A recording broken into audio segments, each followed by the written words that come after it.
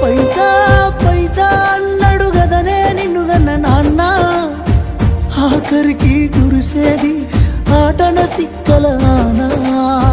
పరుగు పరుగు అంటూ తీస్తిరి గదనే పరుగు, పానం పోయినంక మోగేదే డప్పుల దరువు. ఉండదనికే హాని పిల్ల పాపాలతోని, హాయిగా బతుకేను వందేళ్ళు. నువ్వు పువ్వులు అల్లుకొని పోతున్నవే అత్తగారింటికి, నే పువ్వులు జల్లుకొని పోతున్ననే కాలే తాటికి. నువ్వు